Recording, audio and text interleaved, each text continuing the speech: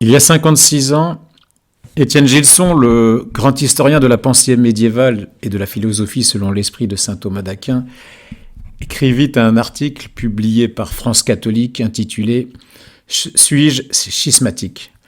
La formule « apprendre au second degré » est typique de l'enjouement gilsonien, a pourtant un sens littéral car il écrivait qu'une personne particulière peut devenir schismatique sans s'en apercevoir. Il lui suffit pour cela de refuser son adhésion à quelques formules particulières de la doctrine que l'Église enseigne et prescrit d'accepter. Pour la bonne raison qu'il se trouvait lui-même, au sortir du Concile de Vatican II, parmi les déçus en matière de traduction liturgique. Il n'acceptait pas la traduction du latin « consubstantialem patri » par le français, de même nature que le Père. J'avais été pourtant décontenancé, disait-il, au début par un passage du credo français où il est dit que le Fils est de même nature que le Père. Je pouvais bien chanter le reste, mais ce de même nature ne passait pas.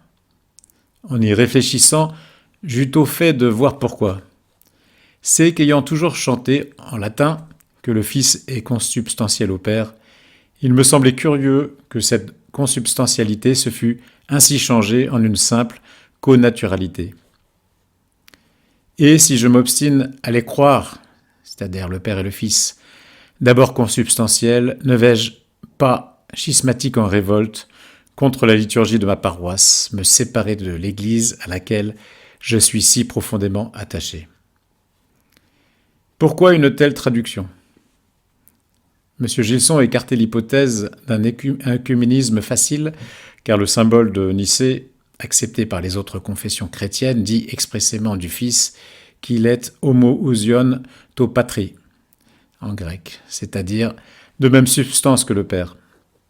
Il ne restait qu'un motif apostolique et généreusement chrétien. On veut faciliter aux fidèles, disait-il, l'accès des textes liturgiques. On le veut si ardemment qu'on va jusqu'à éliminer du français certains mots théologiquement précis pour leur en substituer d'autres qui le sont moins, mais dont on pense, à tort ou à raison, qu'ils diront quelque chose aux simples fidèles. De même nature semble plus facile à comprendre que de même substance. Ce l'est, en effet, si on prend ce terme à la lettre. Et c'est bien là ce que pensaient les Ariens. Mais les liturgistes du texte ne pensent certainement pas que le Fils soit d'essence semblable au Père. Ils ne le pensent, ni le disent, ni ne veulent le dire, alors la seule manière sûre d'exclure ce faux sens est de maintenir le consubstantialem patri de la tradition. Malheureusement pour lui, M. Gilson n'a pas vu son souhait réalisé de son vivant. Il doit maintenant remercier du ciel le cardinal Sarrat qui a été à la manœuvre pour remettre de l'ordre dans le credo, qui, chanté en latin, n'avait d'ailleurs pas bougé, mais qui comprenait encore le latin ces dernières dizaines d'années. Personnellement, nous avons toujours proclamé et chanté jusqu'en 2021 que Jésus était de même nature que le Père, tout en sachant depuis une vingtaine d'années au moins, depuis que nous avions lu l'argument de M. Gilson dans une note de bas de page de sa correspondance avec son confrère néothomiste Jacques Maritain, qu'il était surtout de la même substance que le Père. Nous nous disions à la messe que sans doute personne dans l'assistance n'avait conscience que le de même nature ne servait à rien, ne disait pas la vérité essentielle à croire sur le Christ, à savoir qu'il était Dieu, qu'il ne fait qu'un avec le Père en tant qu'il est le même et unique être que lui. Nous apporterons une nuance à la critique de M. Gilson.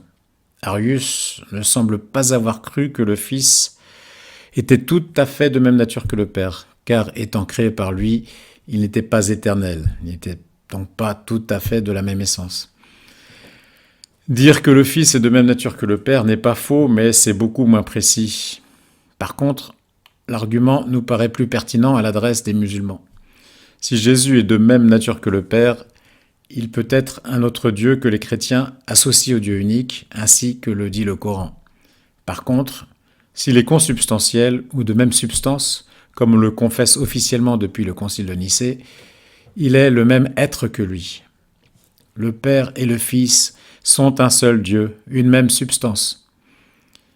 Les personnes de la Trinité sont forcément de même nature, puisqu'elles ne sont qu'un seul Dieu. Mais le Fils est le Logos, la pensée engendrée éternellement par Dieu qui se pense lui-même. Le Logos, sa pensée, est son être, car en Dieu, qui est tout à fait simple et acte d'être pur, son intelligence et sa volonté sont son être. Du côté de l'homme, un père est certes de même nature que son fils, mais il n'est absolument pas la même substance. Le fils est un individu à part de son père. Son âme est une substance intellectuelle créée directement par Dieu à sa conception, différente de l'âme de son père.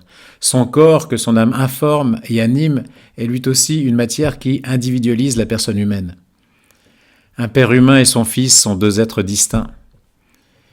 Dieu le Père et son Fils, qui n'est pas un fils au sens humain et charnel, ne sont pas distincts dans la substance, car ils sont un seul être, ni dans la nature, car ils sont de la même essence divine, mais ils sont uniquement distincts dans la procession des personnes au sein de la Trinité, ou pour éviter la confusion avec une personne humaine, nous dirons dans la procession des hypostases divines, car le Père, en se pensant éternellement, engendre sa pensée, le Logos, autrement appelé le Fils, et en se complaisant dans sa pensée, en aimant ce qu'il pense, les deux engendrent l'Esprit.